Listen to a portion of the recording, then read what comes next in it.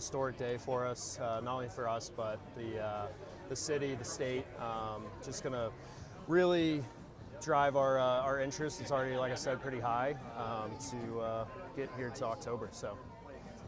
Nice. And so we know, as they kind of mentioned on stage, this is coming when we have the U.S. hockey men's team going up against Canada tomorrow. The Yep. U.S. women's won earlier this week. Yep. So I don't know how you guys feeling just about like this announcement coming during a week where hockey's really in the spotlight. Yeah, we actually we picked this date for a reason. Obviously, the block here will be showing the bronze medal game on the video board here in a little bit. But yeah, we've honestly the last couple of weeks with the Olympics, we've really seen a lot of our interest pick up. Obviously, with that and our announcement. So hopefully, U.S. can pull it off tomorrow, and would be just another great interest boost for us headed into October. Nice. And with you guys, kind of.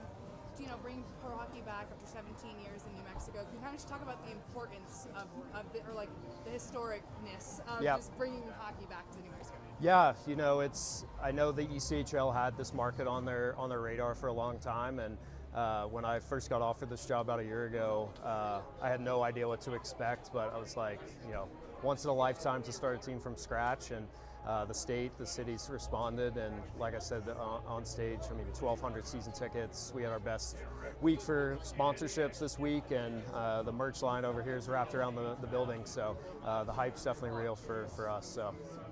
How does that support make you guys feel that you guys haven't even hit the ice yet, and you guys are already getting? Yeah, it's been awesome. Everywhere we go here in Rio Rancho, we see Goatheads stuff, and when we go even to Albuquerque or Santa Fe, I was up in Santa Fe a couple weeks ago and I saw a Goatheads hat out there. So we're really, really marketing ourselves as the state of New Mexico's team. We're obviously the only pro hockey team in the state, and like I said, the interest has just been awesome. We've been blown away on all fronts with the response from the community.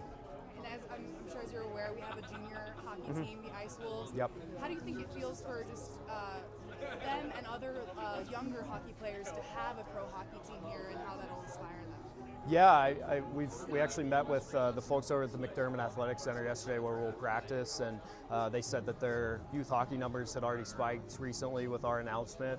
And really, obviously these guys are professional athletes, but they love just as much as anything to get out in the community. So really excited for that, and for the younger generation to have some guys to look up to, and ultimately with today's announcement, see these guys in the NHL one day. Speaking of the community, just how are you guys planning on? Are you guys going to be integrated part of the community, or are you just going to be here to play games? No. Community is one of the most important things for a minor league sports team. Obviously, with Billy's release today, he's going to be out and about. I think we already have 10 events for him to go to over the next couple weeks. Once we get a coaching staff here, we get players here. Them being out at schools, reading, doing camps over at the MAC and at the Outpost. So yeah. Anything else you'd like to say, Ryan? I think we're good. So can I just ask, that moment that you found out that it was official, Goatheads to Avalanche pipeline has been established, what was that moment like? It was awesome. The timing worked out perfect. The Avalanche's current ECHL team's moving at the end of this year, so right as we got into starting to talk about what that was going to look like, was when Kevin and his team reached out, and like I said, it was a Zoom, it was an in-person meeting, and then a couple weeks later we actually met with them in Dallas with our ownership groups that's based there, and probably a couple days later we had that official confirmation. It was incredible. Honestly, for us, any NHL team would have brought us a lot of notoriety here to launch, but couldn't have asked for a better relationship with the Avalanche, and obviously the closest team to us here too. So, and I think they're excited too to really capitalize on this fan base. We have a lot of Avalanche fans here, but there's a lot of people that are, our fans, our season ticket holders, whatnot, that are new to hockey now and don't have an NHL team. So that was one of the Avalanche's kind of big things, was really capitalizing on this market. So. And you talked about building a team. What are some of those skills that you covet in any future Goathead player?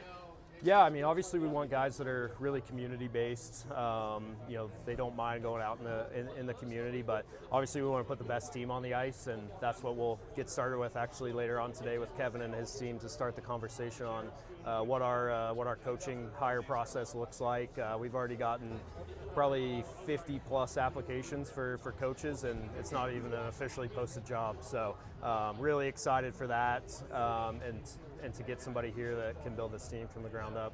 And I saw a lot of the UNM Lobos here with their jerseys on, man, talking it up, telling me to come out to some of their games in the future. So have you had any conversations with those guys, like talk to them about really their recent heartbreak of how their season ended?